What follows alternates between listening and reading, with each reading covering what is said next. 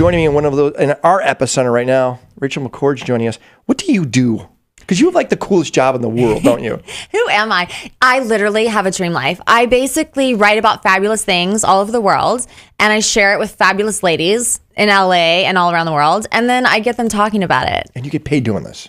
How is that possible? You tell me. That's what I want to know. Who am I? Like, where did I come from? How did you say, hey, I'm going to make a career out of this? Or did it just somehow manifest itself into this? It totally manifests itself. I happen to have married like one of the best marketing guys in the world, according to me, and definitely in LA, according to the world. And he's helped me so much just craft like who I am and what I'm passionate about, and bringing it in to actually be something where we're like, okay, where can we actually bring revenue in to sustain this business model? And we were able to say, oh, okay, like, you know, cozy up to what really hits my heart. And that's what we're doing. So almost like you married your COO. Totally. Right? I literally get the best advice in the shower in the mornings. I am so lucky. Wow. All right. You like that visual? You know, it's actually better than this because he tells me the same, saying, I'm married, who really is my foundation, who points me in the right direction. So it's a win-win on what I hear back and forth from you guys. That's great. But let's be realistic. How would you describe yourself to people who have never met you for the very first time? What is your elevator pitch? Well, my elevator pitch is really that I'm a lifestyle blogger who convenes other bloggers and influencers to talk about fabulous brands. And then for me as a person, I'm a passionate go-getter. Like, I grew up with nothing, and I was like, I'm just going to like bootstrap it, figure life out, work my butt off, and figure things, you know, figure out how to make a career for myself. And I'm so excited. I started working when I was 13. So. Well, that's not too long ago. How long have you been doing this? That's half my life. I'm 26. Like I said, it's not too long ago. How long have you been doing this? Well, I started my first company when I was 22. It was an events company. Sold my part in that, and then actually launched the McCord list 2 years ago with my hubs. And last year, my hubs. I know, do you love that? You gotta like swig it a little bit, you know? But last year is when we really went hardcore with it, because the first year we were just iterating, like, what do we want to do? What are we passionate about? What's gonna actually become a lifestyle for us? The team that works with me, they were so excited about having you on the show. What? Because they dive into your stuff, they follow you. You're kind of like pointing them in a direction. It's interesting when you have followers, and they're not just followers like on Instagram, and you are really identifying trends and opportunities, and people really admire and look up to you. Does that add a lot of responsibility or even fear to you sometimes? It's kind of weird. Like, I mean, I don't know. My sister was on 90210 for like 7 years, right? So my whole life in Hollywood has been like Miss Plus One. And so, but I mean, I'll be honest, like, you know, I love my sister so much and I support her. And coming out of her shadow has been like this interesting space, because I've always been that person like, yeah, let's do this. I got your back, you know, and I'll be like holding her purse and then walking the red carpet myself. And now that I'm actually there and people listen to me and look up to me, it's like a huge honor, to be honest with you. And it hasn't sunk in. I still pinch myself, like right now. Well, you pinch yourself because you feel that you still have this extension from your sister? Or do you pinch yourself that you've made it on your own? Yeah, I mean, that your team actually cares about my blog. Even if one person is impacted by what I say in a positive way, I mean, I could just, like, I can go to bed happy. Rachel McCord joining us. Rachel, give us an idea. What would we read in your blog? What would be a recent post that you would have had? Okay, so what you would read in my blog are basically what's happening in Hollywood. So kind of like the scene. It gives you a taste of a fabulous life. And then also ways that you can attain it without spending a lot of money. Like, I love... like that. Yeah, right? I mean, who doesn't love that? So like, I did a post for the Hamptons, how to rock the Hamptons for under $50. Because, I mean, I grew up very, like, again, very small, humble beginnings. Hamptons are on the East Coast. I know, but you have to understand, I grew up in Georgia, right? And I was like, I'm never going to be able to like go to the Hamptons and be super posh. That's just not my life. It's not in the cards. And then I don't know, like I always was just like, you know what? I'm going to keep on surrounding myself with better and better people. I'm going to read a ton of self-help books. I'm going to work my butt off. And then all of a sudden I'm invited to this massive party in the Hamptons. And I literally was like, I called Rick and I was like, are we Rick joking is your right now? Husband. My hubs. My hubs. Come on. Hubs. You got to keep up. I will here. call him. This is your show. Come on. Your hubs. So you call them and say, I can't believe we're going to go to this big party? Totally. I was like, are you kidding me? It was this massive mansion. And it's from the blog. It's from the blog. It's people wanting me to cover their stuff. Does somebody plug you in at night? You've got so much energy. That's a great question. No, they don't. But I do think that my iPhone is like sending some kind of weird waves because it just never stops. No, but seriously, the energy that you have, it's infectious. So people that are around you, they go, if I am not at that level, I can't even work with her. So they always have to be running at the same speed you do, don't they? That's kind of true, yes. Right? Because I know your husband, he runs pretty fast. I'm guessing the entourage that you brought in, they're running just as fast as you. Is it hard to keep up with you? I would say it's definitely hard to keep up with me, for sure. I don't try to be like that, but the reality is the world is this amazing space of opportunity. And I've learned the hard way. The only way to get it is to go after it. And you can't sit back and wait for life to hit you. Okay. You have to manifest it and go for it. Well, I'm done. So what I've tried to do is paint a picture of who you are right now. Okay, we've had some fun. I'm going to dive deep now. Oh, crap. You ready? You ready? I know you're over here. It's like I know you're serious. nervous. This is boohoo. Do not don't wear this dress right now, okay? Trusting you with this. You got a real cool gig. What do you hate about your job? What do I hate about my job? I hate that I'm always 10 steps behind. I know it surprises you because you're always on it. But I mean, I'm always I go to 10 events in a day. Not really, literally 6, usually 6. And then I've got a blog about these 6 events. And in addition, I'm also talking to brands that are really awesome and want to be covered in my blog or want to be in my showroom or whatnot. So even though I'm totally doing everything, I feel like I could be doing so much more. So you feel like there's never an end. No, that's what never it is. An end. So you always want to push yourself to the next level. Exactly. So don't you think that's part of being an entrepreneur? There's never an end. There's always the next thing to make you or your business better. Absolutely. I think that if I took all this energy and just let it kind of sit, I'd probably go insane. Thank goodness I have something to put it on. I don't think that's a negative. Okay. I think that's part of. Is there anything that you say, I wish I could remove this from my life, from my business?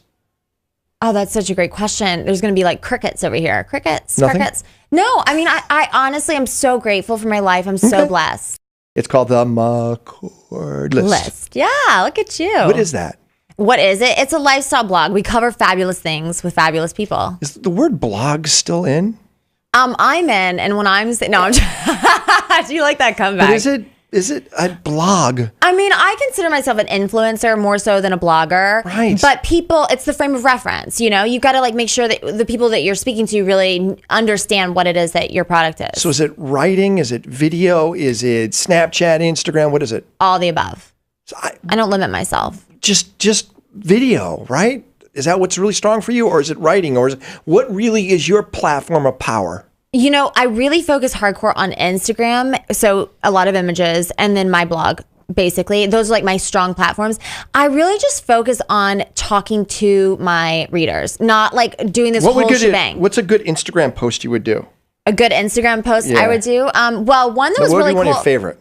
One that people liked a lot was I was talking about the best brunch places in LA, and I had a lot of people be like, "Oh wait, I can't wait to see this post." Blah blah. Of course, I haven't done this post yet, but it is. That's going to be mine. Are boring then.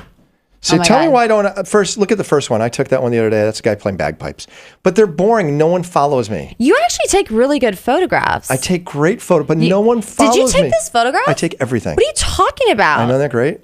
Ken Radio. I want to be there. You know what your problem is? I love you so much. I don't know what my problem is. Two things. For one, it's a little inconsistent. You got a couple, you've got all this amazing photography, and I think that's your strength. And then you've got this random girl with really big tits. Boobs. That's my wife. Boobs. Yeah. Boobs. That just got really awkward. That's okay. She's gorgeous. By the way, she doesn't think they're big enough, so it's okay. Really? Yeah, that's another story. Oh my God. Did I just bomb this interview? No, actually, she would probably, I'm going to use that as ammo for no surgery moving forward. But okay. Please but let's cut do this. that out. No, let's do this. I love Instagram.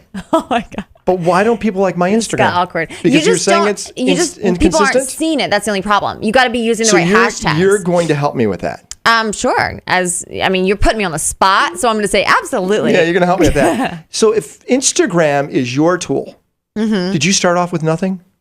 On my followers? Yeah. No, I did not. I actually came from Twitter, which I had about 40,000 followers because I was engaging a lot, going to a lot of red carpets, and my sister is an actress. So that how big is your Twitter now? It's right around 55, I think, 55,000. Not your strength, right?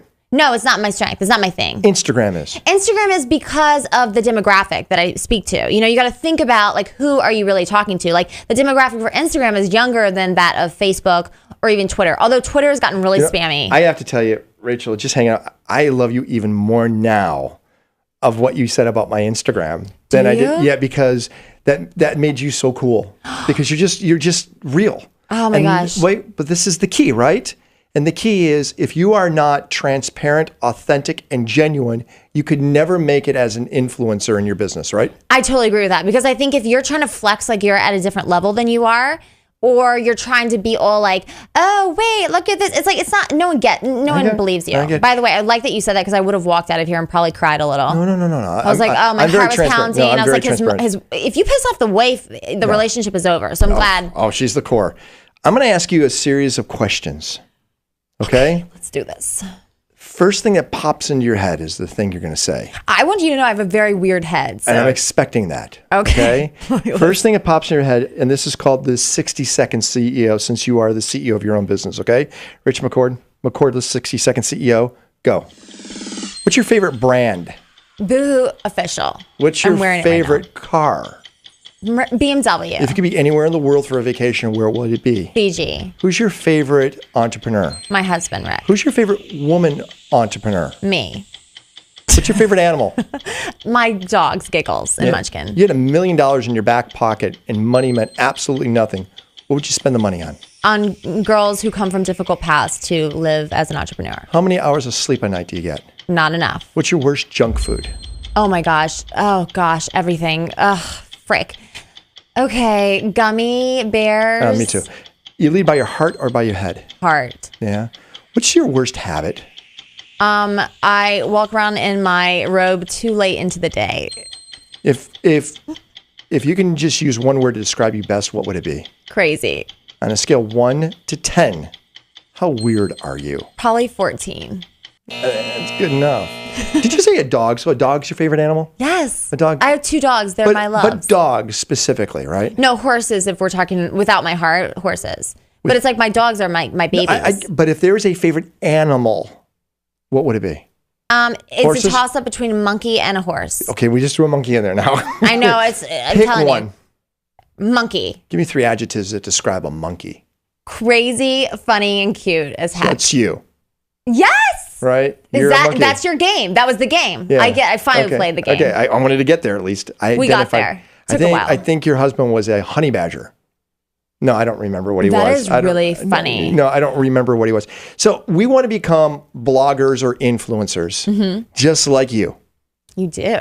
What does it take to do that? What are 3 words of advice from the professor herself to get us to become like you? I got to get my professor hat first. Okay. Don't put a hat on. Number 1, you definitely have to figure out what you're truly passionate about. What is your story? Like when you say the monkey, I'm the monkey, right?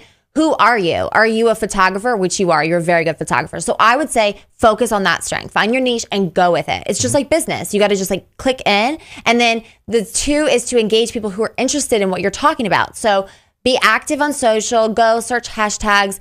Engage different influencers and collaborate with them. Okay.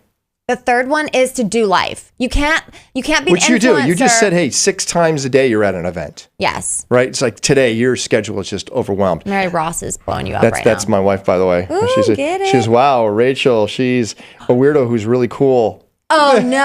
I'm so sorry. I love you very much. No, who's cool. Cool? Is that okay? That's a weirdo that's cool? Yeah. All right. It's my new brand. But you already said you're 14 on a scale of 1 to 10. That's true, but I didn't think that anyone was listening.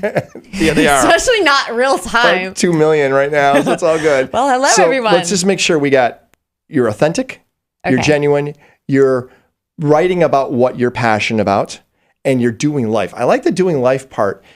How do you know what is the right event or people to hang out with for yourself? How do you know? I've learned from the burn, my friends. Like I went to one event that was a quote unquote event. It was basically like drove to like Valencia or something, and it was like the opening of this gym, and we were going to try out this like virtual reality thing. The virtual reality thing wasn't working. No one was there. So what happened? There was like 4 people there. We left. We came, we saw, we did not conquer. But you do that right away. We roll out. You know what I mean? And then you start to learn. You start to read the invitations. Look at the invitation. You start really paying attention to details. Exactly. Okay. And then just pray that you have an amazing team who does the same thing. Which you do. You got a great team over here. I do. So Rachel, let's talk about, and I'm going to go to a Taylor Swift song, right? She talks about the haters.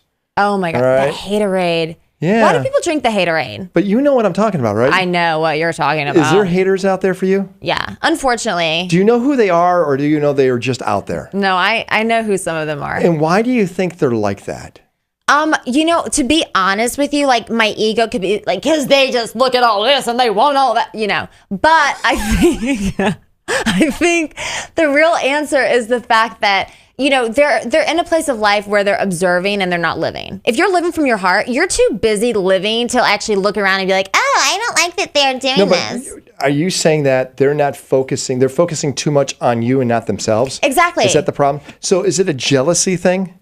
I mean, you said it, not me. Okay, so while you're moving forward, do you even pay attention to them? No, I truly don't. It hurts sometimes if it's someone close to me, which it does happen like that. But, You're saying your husband? No, it's definitely, my husband is like my biggest supporter. He's not a hater. I would not be sitting right here if it wasn't for him. But you did say he's your favorite entrepreneur. He totally is, 100%. Why? I look up to him so much. I mean, he's taught me so much. I feel like I was like a scattered little rocket without the pole, and now I have the pole.